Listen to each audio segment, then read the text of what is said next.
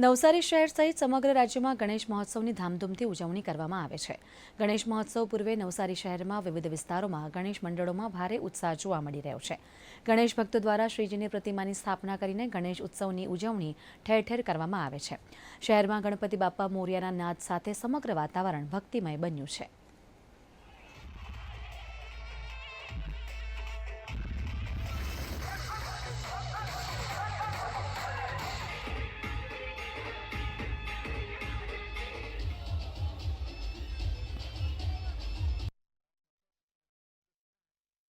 જે પ્રકારે વિસર્જનની અંદર લોકો પહેલા રંગે ચંગે વિસર્જન કરવા માટે ગણપતિ બાપાને લઈ જતા હતા, એની જગ્યાએ હવે આખું એક અલગ માહોલ જોવા મળી રહ્યો છે।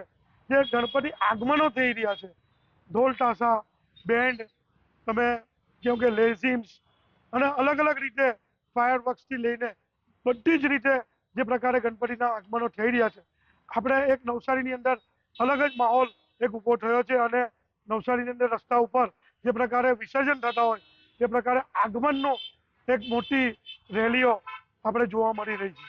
ગણપતિ વિસર્જન કરતાં પણ એક આગમનનું મહત્વ વધી ગયું છે અને લોકો ધામધૂમથી બેન્ડ વાજા સહિત નાસિક ઢોલ નગારા ડીજે સાથે નવસારીની અંદર ગણેશજીની પ્રતિમાનું આગમન થાય છે। હાલ નવસારીની અંદર લગભગ 400થી વધુ મંડળો ગણપતિની સ્થાપના કરતા આવેલા છે અને ઇકો ફ્રેન્ડલી ગણપતિનું મહત્વ વધારે હોય મોટાભાગના મંડળો માટીની જ ગણપતિની સ્થાપના કરતા આવેલા છે।